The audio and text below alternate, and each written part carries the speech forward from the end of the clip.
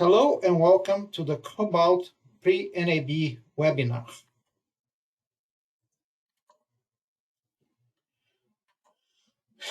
Here's our agenda for today. We'll start with the description of the demos in the Cobalt NAB booth, and we hope that we see you all there. Those will include the demo of the Indigo ST 2110 solution, a new technical feature supporting the reverse investor mapping, and a multi-link RIST seamless switching demonstration.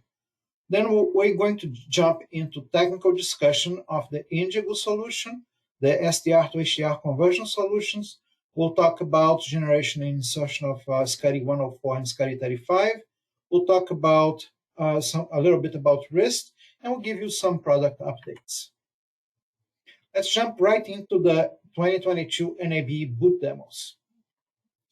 The first demo is going to be an Indigo ST 2110 demo, where we're going to show you the ability of Indigo to ingest and output 2110. So we'll have one Indigo board coming into with an incoming stream, an Indigo board with an outgoing stream, and a Fabrics, which is a piece of test equipment to show how good the stream is. And that's all going to be combined into a multi-viewer. Next demo is going to be a RIST multi-link demo. We'll have a pair of an encoder and decoder connected through a pair of Ethernet links. We'll have one channel that's a single link and one channel is a dual link. And you have a really nice blue switch over there. We're going to be able to plug and unplug that link to show it coming down, and you see no glitch. The final demo is something we're doing together with Technicolor, is the Reversible ITM Demo. If you recall, or if you're familiar with this technology, SL-HDR1 takes an HDR signal and converts with SDR plus metadata. We also have technology that will take SDR and convert it up to HDR. So if you're doing that, you start with SDR and you end up with SDR. With the Reversible ITM, the SDR is exactly the same. So we're going to show you and prove it to you through the diagram that's in there. So if you're interested, please come to the Cobalt booth and you'll see that in action. Now let's dig into the Indigo ST 2110 solution. Indigo is a factory installed option available for the 9904 UDX and 9905 MPX video processors. So it basically adds native ST 2110 inputs, outputs to these cards. So you have now a native 2110 solution that does everything the card does, but with input and output makes it a lot simpler because it's directly integrated into the card. All the features of the cards are going to be available. All the 3D LUTs and scaling in, all of that will be available for ST 2110. And as a bonus, you have the SDI inputs and outputs that also become available. So you can use this as a gateway in addition to being a native 2110 processing board. So a little bit more detail on the solution. The solution will feature two dual 25 gig interfaces. So you can do native 4K and Y2 because you can have ST 2022-have seamless redundancy, just like RIST. We will have support for NMOS, ISO 4 and ISO 5. So you throw that in your network, will be automatically discovered, and becomes a very simple, very cost-effective solution for ST 2110 processing. Instead of putting multiple boxes, you have just one box. As I said, the functionality of the devices are going to be the same. For the 9905, you have quad up to 3G, and for the 9904, you have 4K. The 25 gig interfaces allow you to run 4K. And now I'll hand off to Chris to talk about the 9904 UDX. Go ahead, Chris. Okay, so this is, as Ciro just touched upon, the 9904 with the Indigo capability. This is a platform that we've had for some time now, but as you see here, it has a whole list of features that have been sort of updated. They keep getting added to the card. Indigo is one of the options and now is part of this platform. But what is very unique about this card is that we natively support from anywhere from SD all the way through 12G or Quad 3G as an input or output. And on top of that, if you see the blocks that are within this diagram, there's a lot of standard default features that are supported within this card that makes this platform a very robust, more like a Swiss Army knife that, no matter what you throw at it, any sort of changes in your workflow, this particular card will be able to adapt and quickly enable you guys or anybody to do any changes to the workflow. For example, everything that you see here in the black writing here within those blocks is all default standard features that are supported. Anything that's in the blue, these are options that you can enable through a license key. So even if you have the card for some time, you can easily request to have a license that can be added in the field. Or if you want the factory to perform any of the upgrades, you can have this sent back to us. But what is very unique about this is that we can support multiple formats. And as you see on here, the ability to do color correction, manage logos, 3D LUTs, manage different profiles for HDR, and then also being able to encode and process Dolby and do all the processing for audio and embedding, de-embedding, including supporting level A and level B. This platform is a very robust system that anybody should have in their toolkit. So again, as you see here, it's a very flexible in terms of the inputs and outputs that you have, and then also the SFPs that can be adapted to this card for any type of workflow. Next slide. And then as a sort of continuation from the 9904, now we have the 9905, as Ciro also touched on this product. This sort of adds on that flexibility that the 9904 just presented, but now instead of just supporting one channel, this product itself supports up to 4 independent channels that behaves as if you had 4 cards in one card. What is very unique about this is that each of those different channels can do its own embedding, de-embedding of audio. By that I mean you can process AES or MADI, and you can also use the SFP cage to have any of the audios that you may have embedded on a fiber connection to be brought into the card process, and then you can come out either fiber or you can come out SDI baseband out. You also have an HDMI out that can be basically selected with any of those different channels that you're processing. And by default, this card offers the ability to support 3D LUTs. One of the popular ones that we're now supporting is the MBC LUTs as well. And you have a whole list of different options that we support on this, similar to the 9904. So if you have any application where you need to do 4 channels of up and down cross conversion, color correction, processing audios, this particular platform allows you that flexibility, and it gives you the robustness that you need for just about any workflow.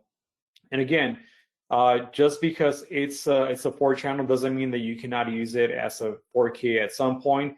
We do offer a license that can be upgraded on this card that allows you to take this 3G system and make it a 4K if needed.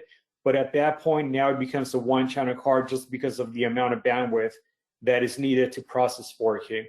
And again, this is the 9905, and it's our quad path multi sort of feature platform. Thank you, Chris. Now we're going to talk about HDR and SDR conversions, because this is one of the things we're going to be showing at NAB. So don't get scared by the math. Let's talk about static conversion. This in static conversion, you take every pixel value and you map it onto another pixel value. Just change for any value of the pixel, you get another value. In order to speed up, you do this using lookup tables. And they are called 3D lookup tables, 3-dimensional, because as you see in the math over there that I told you not to be scared of, each function takes the value of the 3 pixels. So that's the best way you can do. And why a lookup table? Because you have to do that very fast at 4K speeds, so you need to look it up. You can't actually do the math. So for 3D LUTs, there are a number of predefined LUTs today. Predefined means someone went and designed that. The most famous are from BBC, which you have to pay, and NBC Universal, which are free. You can also have some third-party software that can generate those lookup tables, or if you're sophisticated enough, you can also roll your own. We support all of that. Static LUTs are supported in both the 9904 and 9905. I'm showing here a 9905 GUI for that, and you can have either the BBC or the NBC Universal. You can put your user, or you can have external control.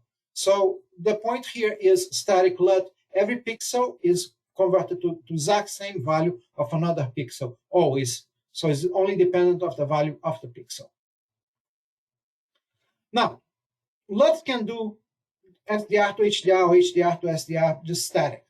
Let's talk about now dynamic conversion, which is where you can get the best possible quality. And let's start with SDR to HDR conversion. So the best thing, the clear scenario where dynamic conversion is better is, let's say, a sports match that starts during the day and finishes at night on illumination. So the lighting changes. So the best conversion changes depending on the content. So static conversion will give you an average value. And but dynamic conversion will adapt it. So dynamic conversion is available in the 9904 UDX product. And there's two modes. There's SDR to HDR and there's HDR to SDR. So let's talk about SDR to HDR first. This, technically, people call this up conversion, but it's not really correct. It's called inverse tone mapping. And we use Technicolor's intelligent tone management, which is the same acronym, ITM, but that's what it is. So if you have an SDR signal, and when you want to convert that to HDR, the HDR information doesn't exist there. It wasn't captured. This is just like converting black and white to color. It's just not there. So you need to make it up. Normally, you have a trained colorist to go look at it and say, okay, this is how it should look like. That's the dynamic way. Technicolor use machine learning algorithms to train the algorithms from the colorists and came up with an algorithm. So this is a fully automated algorithm, but you have tweak the parameters. And once it converts to HDR, there are multiple options for the HDR output. So that's the best thing you can do, SDR to HDR. Now, what about the other direction, HDR to SDR? Again, you have LUTs to do that if you want to do static. But the best thing you can do there is something called SL HDR1. Again, an algorithm from Technicolor, but that's the standard because it's now adopted even in ATSC 3.0. So what happens there is that you take the HDR signal, you convert it to SDR, plus some dynamic frame-by-frame metadata. So it's a dynamic conversion, but there's also this metadata. Some legacy devices will not know about this metadata and just display the SDR. A new device that understands the metadata can then map it to HDR, and in fact, even adapt it to the kind of monitor you're using. So what you have there is a single layer signal that has both SDR and HDR. And it's just like the old black and white and color TV. You had the black and white TV and the color information a subcarrier. If it's a black and white TV, it doesn't get it. If it's a color TV, you went to the subcarrier and got the color information. Same thing here. You have some metadata that if you don't expect it, you just ignore it and have an SDR signal. If you're looking for it, if you're an HDR device, you pull the metadata and you reconstruct the HDR signal. So in SDI, this metadata is carried on the ancillary data using SMPTE 2108. Now, what's new about this? The reversible ITM. You combine those two things, right? You take an SDR signal originally and you convert to HDR. So inverse tone mapping. SL-HDR1 converts the HDR back to SDR plus metadata. So if you do those in sequence, you start with an SDR and you end with an SDR. But with reversible ITM, it's going to be the exact same SDR. It's almost like take an SDR signal and add metadata to it to map it to HDR. This is done in 2 steps, and we use SMPTE 2108 metadata into the original HDR signal, which originally didn't have SMPTE 2108 metadata, and that makes the SDR the same. So if you're interested in, if that's a workflow you're interested on, this will be on display at the Cobalt booth. All right. Now let's change gears and talk about ad insertion, because if you're on TV, ads is what pays the bills. So SCSI 104 and SCSI 35. What's that about? SCSI 104 is a control protocol. It's something that the traffic systems uses to signal ad boundaries. And there's 2 ways of carrying that. You can carry it over IP, 104 over IP, using a TCP connection on a low latency network. So it's a way for a traffic system to signal something. Hey, put a marker here. Or you can put it over SDI using SMPTE 2110. So SCSI 104 is control, and it happens either over TCP or inside the ancillary data on the SDI. SCSI 35 is the data standard. That's what you put in the transport stream. So 104, the whole purpose of 104 is to create the 35 on a transport stream, and that is to control an encoder. The content of both of 104 and 35 is exactly the same. One maps directly into the other. One exists in the IP domain, SDI, and the other in the transport stream. We support all of that. We have our inserters taking an SDI, get signaled by an automation system, and then gets an SDI feed with SCSI 104. Our inserters can be signaled by using SCSI 104 itself, by GPIO, or by some proprietary Cobalt protocols. All of that is available. Or you can talk directly to an encoder with SCSI 104, although the standards recommend it's better to do it at the inserter, right? And if you need to monitor that, the Cobalt decoders, all of them, can take a transport stream with SCSI 35 and make the SCSI 104 back for monitoring. So if you want an ad insertion solution from Cobalt, we are in the business of putting the markers on. We don't generate the markers. We're in the business to put the markers on. So we have SCSI 104 inserters that are SDI in and SDI out. We have encoders, which is SDI in and transport stream out.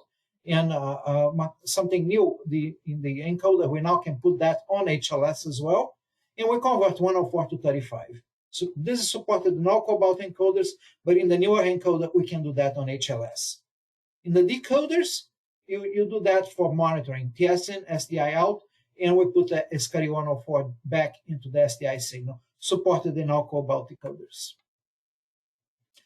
I'm going to change gears again and talk about RIST, because yeah, we talked about SDI, we talked about transport stream. Now we want to transport that transport stream over the internet. So what's the problem here?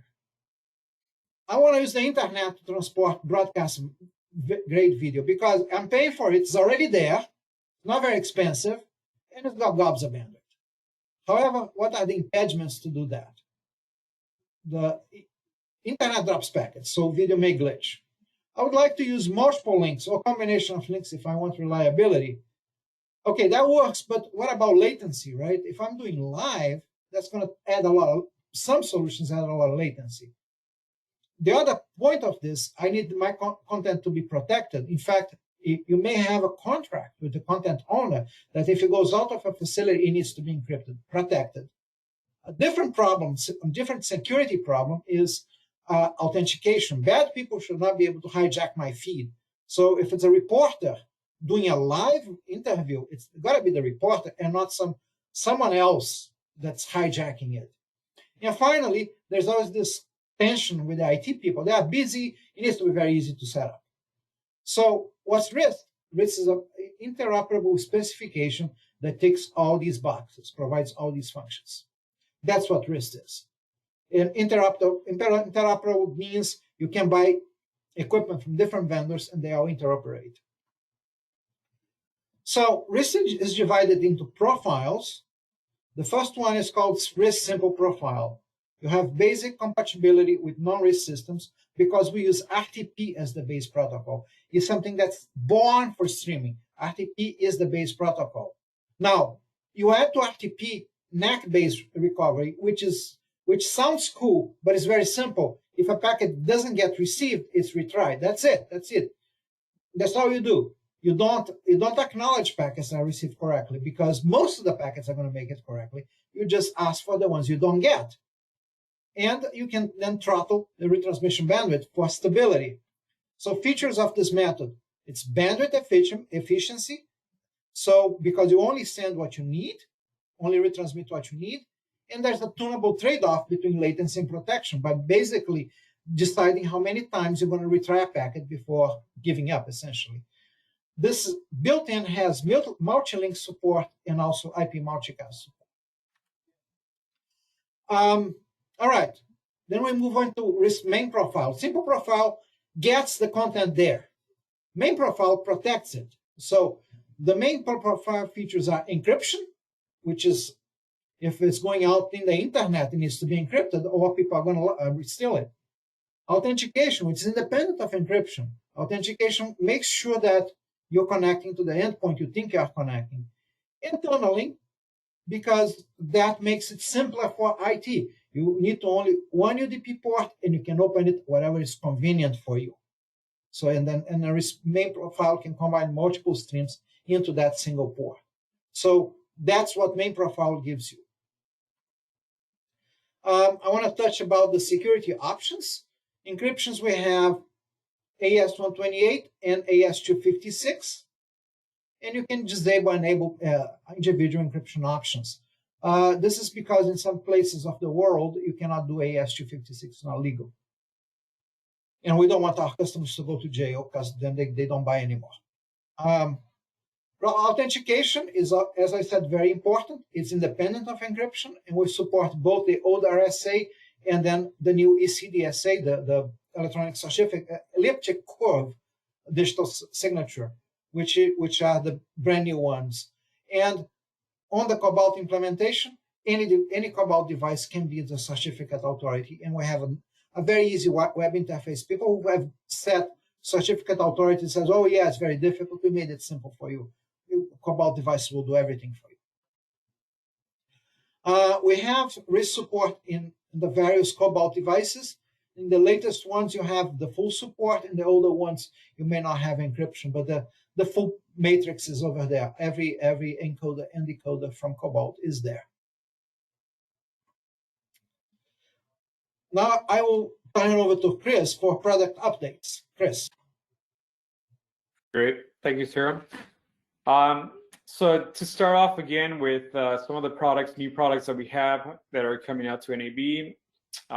This is our HDMI-to-SDI conversion platform. This is a 9926. As you see here, this is a quad HDMI input to quad HD-SDI or 3G SDI output.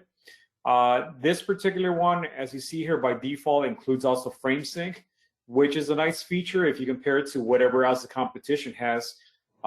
That's in some cases that's a premium offering for some of the other products out there in the market. Now, another thing that we offer with this product is the ability to do color correction.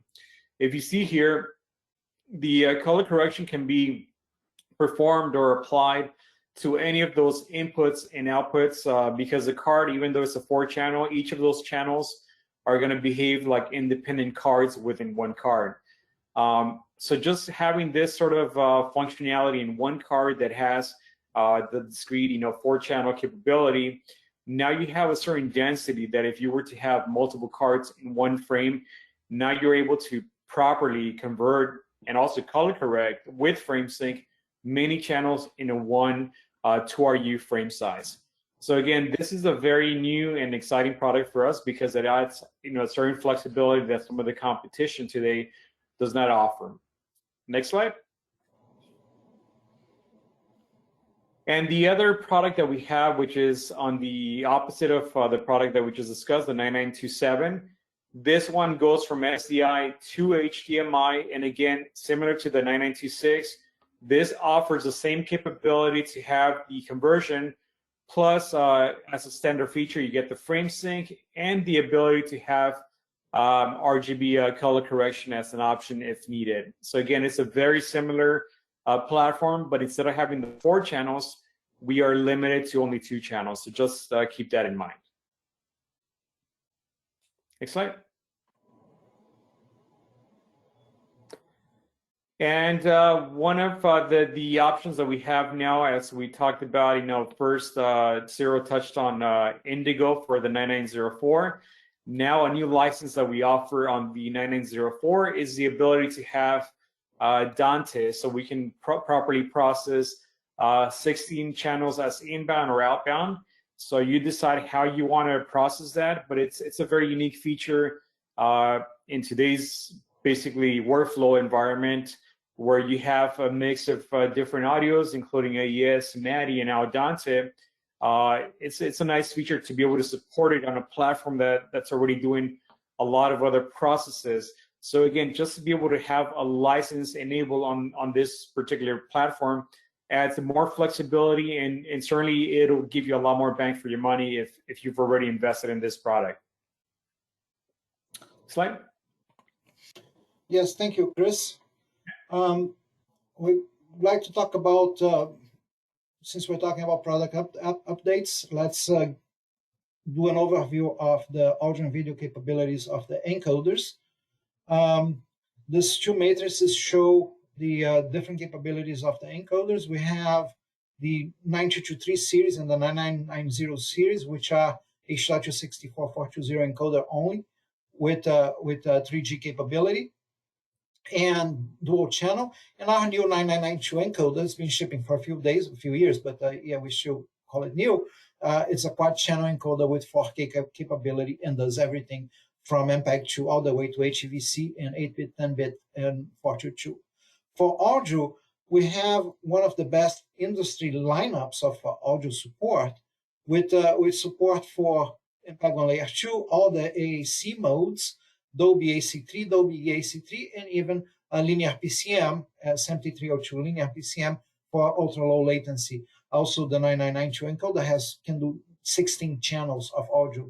It's actually pretty cool because you can now, the audio channels float and you can assign them to any of the video channels as you wish. Same thing for decoders. We have the 9990 decoder, the legacy one that does MPEG-2 and 264. It's a 420 8-bit decoder with a maximum resolution of HD. And the new 9992 decoder that can do everything, including HEVC and 422 and 10 bits with a 4K capability or a dual HD. This is probably the most sophisticated decoder in the market in terms of audio support, because again, it does everything, including it can decode Dolby AC4 and it can decode Dolby E. So if you have those difficult to decode streams with Dolby E where you have to throw a Dolby box in front, not anymore. You can do Dolby E on this guy. He will decode Dolby E for you. And again, a maximum of 16 channels, and will do surround directly for you. Since we're talking about encoders and decoders, I would like to touch about new features. On the 9992 encoder, we now have a built-in frame sync. So if you lose video, the encoder will continue to operate with a flat field or the less good frame. And it can encode 4 independent feeds without the need for synchronization. The frame sync support is built in, is thrown in at no additional cost. Another very cool thing that we did is metadata auto configuration from VPID. So we can read the VPID and set up the colorimetry and transfer characteristics based on VPID. So we don't need to know about that. And in fact, we can even change that dynamically for you. So if you're doing it, let's say HDR to YouTube, and your input signal is properly marked, you just click the auto button and there you go. Something that's very new as well is OP47 subtitle support for our European and Asian customers.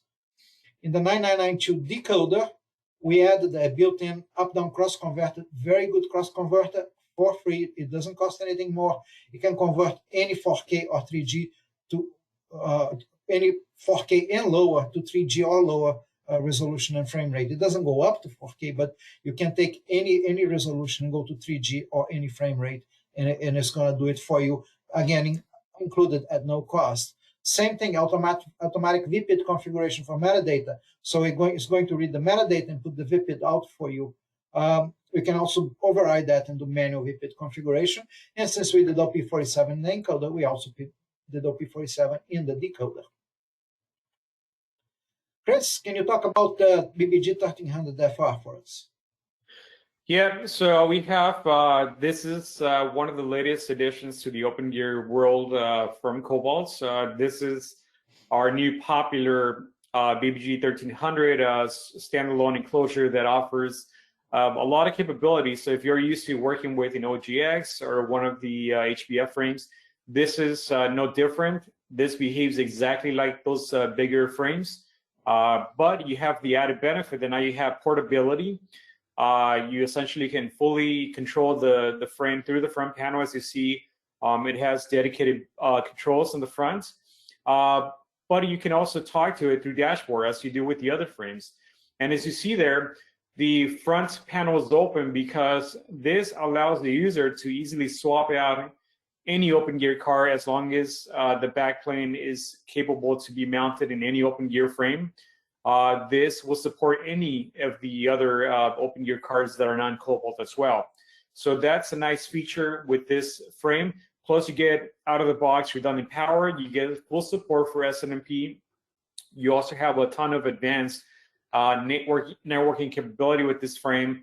And if you wanted to mount, let's say, multiple cards, like let's say the encoder, decoder cards that Ciro just talked about, or the 9905, which has multiple channels, or even the 9926 or 9927 cards, you can have a certain density if you put 3 of these frames side by side in a 19-inch wide rack system or a 1RU space. Now you have a certain density that you can easily talk to these frames through dashboard, or you can, like I said, you can talk to this or control them through the front panel. So this is a very flexible platform that we think is adding a lot more value to the existing OpenGear world, where people can continue to use existing cards that they have in a traditional OpenGear frame. And if they need to expand to maybe a couple more channels, you can easily grab one of these and just put it on top of the other frames or in a rack with limited space, but to being able to have the same capability that you have with the other cards. So again, this is available, and we're going to bring this to NAB. And if anybody is wondering how this performs, I would suggest to look further into this, because this is certainly a very flexible tool that adds more value to any OpenGear workflow. Well, thank you, Cris, and thank you all for your attention to this. We hope to see you all at NAB, but you can always reach us at any time, or glad to talk to you or email you or follow up.